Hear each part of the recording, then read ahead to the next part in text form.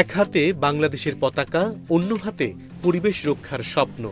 দেশের এক প্রান্ত থেকে আরেক প্রান্ত, টেকনাফ থেকে বাংলা বান্ধা। প্রায় 1100 কিলোমিটার পথ পায়ে হেঁটে পাড়ি দিয়ে এক অনন্য দৃষ্টান্ত গড়েছেন ব্রাহ্মণবাড়িয়ার তরুণ সংস্কৃতি কর্মী ফাহিম মুনতাসির।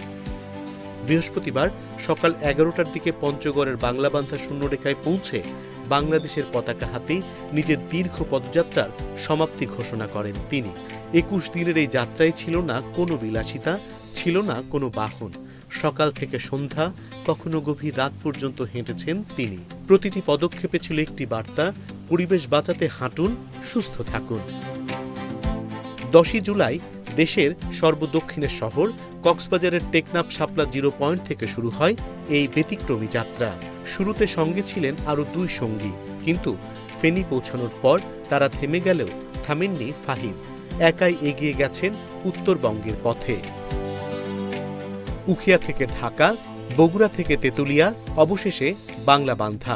প্রতিটি শহর, প্রতিটি বিরতিতে তিনি মানুষের সঙ্গে কথা বলেছেন, গাছ লাগানোর আহ্বান জানিয়েছেন, হাঁটার উপকারিতা তুলে ধরেছেন এবং পরিবেশ রক্ষায় সচেতনতা ছড়িয়েছেন।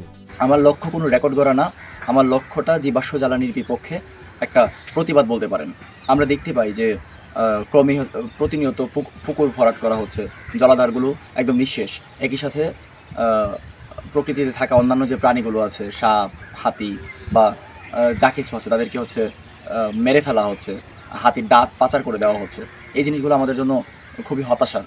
আর জীবাশ্ম জ্বালানির যে অতিরিক্ত ব্যবহার, সেটা আমরা দেখছি যে পৃথিবী ক্রমে উষ্ণ হচ্ছে, মেরু অঞ্চলে বরফ গলছে, সমুদ্রপৃষ্ঠের উচ্চতা বাড়ছে, যা কিনা পরবর্তীতে আমরা প্রাকৃতিক দুর্যোগ হিসাবে স্বীকৃতি দিচ্ছি। ফাহিমের ভাষায়, একজন সুস্থ মানুষের প্রতিদিন অন্তত 10,000 কদম হাঁটা প্রয়োজন। কিন্তু আধুনিক জীবনে মানুষ দিন দিন আরও বেশি যানবাহন নির্ভর হয়ে পড়ছে। বাড়ছে জ্বালানির ব্যবহার, বাড়ছে কার্বন নিঃসরণ, তীব্র হচ্ছে জলবায়ু পরিবর্তনের প্রভাব। চিকিৎসা বিজ্ঞান বলে যে একটা মানুষ সুস্থ থাকার জন্য দৈনিক 10,000 স্টেপ হাঁটা উচিত। দুঃখজনকভাবে আমরা কেউ না হাঁটার কারণে আজকে ডায়াবেটিস বা হৃদরোগের মতো রোগগুলো আমাদের শরীরে বাসা বাঁধছে। এছাড়া আমরা যদি হাঁটি তাহলে দেখা যায়, যদি না হাঁটি তাহলে দেখা যায় যারা তাদের বাইক আছে 100 মিটার বা 150 মিটার দূরত্ব যদি কেউ কোথাও যায়, আমাদের বাইকটা নিয়ে চলে যায়। এভাবেই আমরা অতিরিক্ত পরিমাণে জীবাশ্ম জ্বালানি ব্যবহার করছি, যেটা আমাদের প্রকৃতির উপরে খুব বাজেভাবে খারাপ প্রভাব পড়ছে। এই প্রভাবের মাধ্যমে প্রাকৃতিক দুর্যোগ আমরা যেগুলোকে বলছি সেগুলো হচ্ছে। ব্রাহ্মণবাড়িয়া শহরের মধ্যপাড়ার বাসিন্দা ফাহিম মুনতাসির স্কুল জীবন থেকেই সামাজিক সাংস্কৃতিক কর্মকাণ্ডের সঙ্গে যুক্ত।